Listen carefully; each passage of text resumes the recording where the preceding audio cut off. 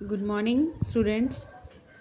आज हम पद परिचय के अगले भेद क्रिया के बारे में पढ़ेंगे। हम पढ़ेंगे कि जब किसी वाक्य के अंदर क्रियापद का परिचय देना हो तो उसके लिए कौन कौन से नियमों को ध्यान में रखना होगा। सबसे पहले तो हमें क्रिया के बारे में पता होना चाहिए कि क्रिया किसको कहते हैं। किसी वाक्य में ये पता चले कि कोई काम हो रहा है तो उन शब्दों को क्रिया कहा जाता है। ठीक है, जब पता चले कि कोई काम हो रहा है, किया जा रहा है, तो वो क्या हो कहलाया जाता है व्याकरण की दृष्टि से क्रिया। तो क्रिया के आगे दो भेद हैं जो हमने छोटी कक्षाओं में भी पढ़े हैं। हम उनको भी अभी भी हम ध्यान से देख लेते हैं एक बार उनके नियम। कि क्रिया को दो भागों में बांटा जाता है, सकर्मक क्रिया और अकर्मक क्रिया। सबसे पहले हमें क्रिया शब्दों को छांटना आना चाहिए। ठीक है, सबसे पहले हम ये जो दी हुई उदाहरणें हैं इनको पढ़ लेते हैं। राम पुस्तक पढ़ता है, इसमें क्रिया शब्द कौन से हैं? पढ़ता है। सोहन क्रिकेट खेलता है, इसमें क्रिया शब्द हैं खेलता है।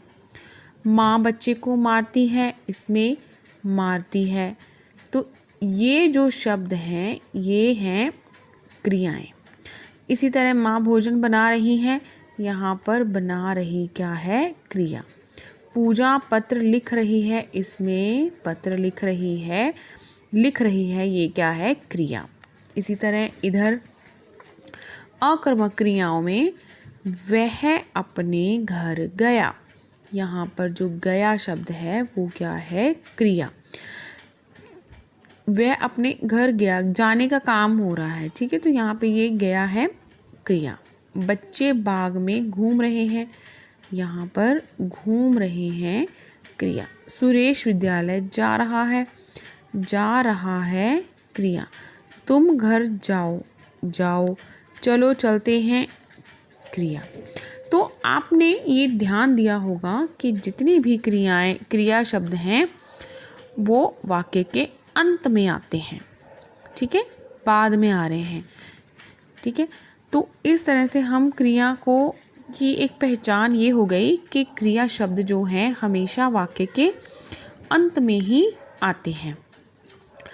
तो अब ये तो हो गया क्रिया को छांटना। अब हम अगले पड़ाव पे पहुंचते हैं कि क्रिया के भेदों के बारे में हमें कैसे पता चले कि ये सकर्मक क्रिया है या अकर्मक क्रिया है। तो ध्यान देते हैं, जैसे यहाँ पे लिखा है राम पुस्तक पढ़ता है। अब पढ़ता है क्या है? क्रिया। तो अब ये जो दो मैंने शब्द लिखे हैं इसको ध्यान से देखो, क्या और किसको। जब हम क्रिया शब्दों के आगे इनको लगा के कोई प्रश्न बनाते हैं और अगर उसका उत्तर मिल रहा है तो वह सकर्मक क्रिया होगी। ठीक है, समझ लेते हैं। राम पुस्तक पढ़ता है, इसमें पढ़ता है क्रिया है, तो हमने इसके आगे लगा दिया क्या। प्रश्न बन गया क्या पढ़ता है, उत्तर उसका क्या आ रहा है? पुस्तक। तो यहाँ पर जो पुस्तक है वो क्या है? कर्म।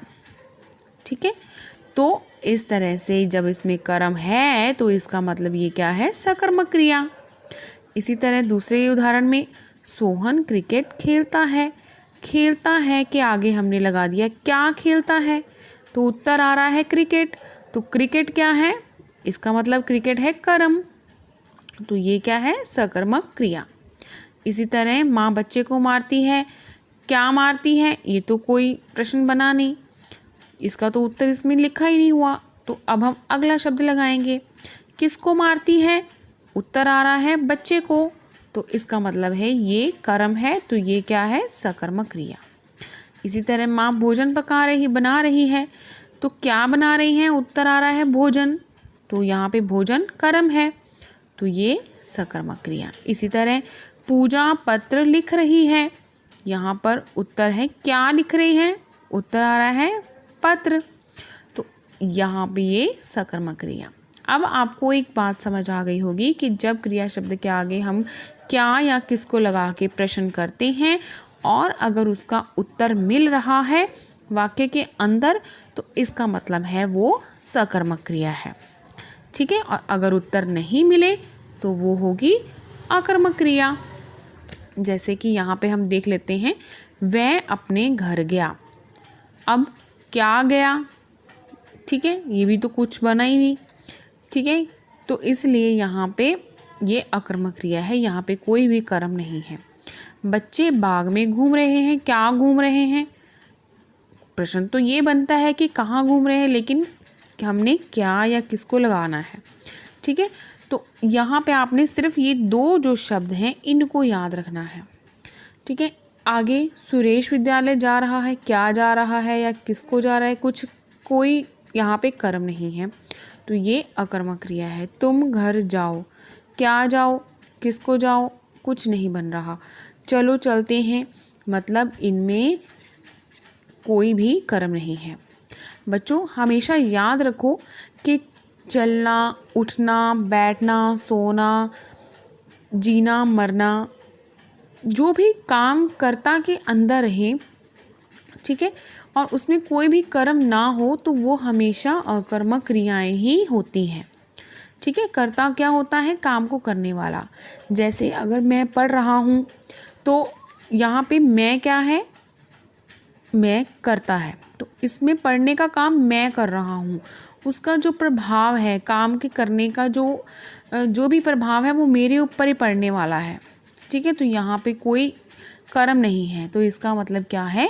अकर्मक क्रिया।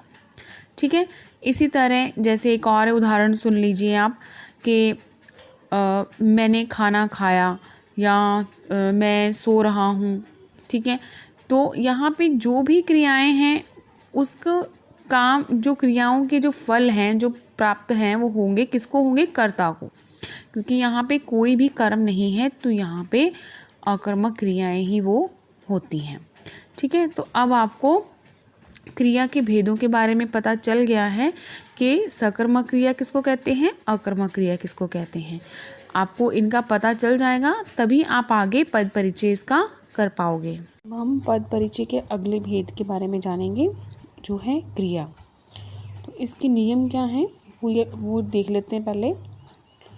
पहले हमने क्रिया के भेद के बारे में बताना है, फिर लिंग, वचन और काल। उदाहरण देख लेते हैं, जैसे राम पुस्तक पढ़ता है, इसमें पढ़ता है क्रिया है, इसको रेखांकित किया हुआ है, तो इन पदों का परिचय हमने देना है। तो ये क्रिया है, तो कौन सी क्रिया है? सकर्मक क्रिया। और अब हमने बताना है लिंग, पुल्लिंग है, वचन एक वचन है, ठीक है, और काल, काल मतलब समय, तो ये काम वर्तमान समय में हो रहा है, तो ये यहाँ पे वर्तमान काल आ जाएगा। ठीक है, इसी तरह अगली उदाहरण देख लेते हैं। आनंद 10वीं कक्षा में पढ़ता था। अब यहाँ पे जो पढ़ने का काम है वो कर्ता आनंद कर रहा है। ठीक है, यहाँ पे कोई भी कर्म नहीं दिया हुआ है, तो ये अकर्मक क्रिया हुई। ठीक है, आगे हम बता देते हैं इसका, ये एक वचन है, पुल्लिंग है, और क्योंकि पढ़ता था आया हुआ है तो ये भूतकाल आएगा। आगे मयंक पतंग उड़ा रहा है, यहाँ पे मयंक क्या उड़ा रहा है? पतंग। यहाँ पे पतंग जो है वो क्या है? कर्म, तो यह सकर्मक क्रिया कहलाएगी। इसी तरह उड़ा रहा है, पुल्लिंग, एक वचन और वर्तमान काल। तो इस तरह से हमने जो पदों का परिचय किया है, क्रियापदों का, तो अन्य उदाहरणें जो हम आपको कार्यपत्रिका में दे रहे हैं वो आप उनको करना, और अगर कुछ नहीं समझ में आया तो दोबारा हमें पूछना। धन्यवाद।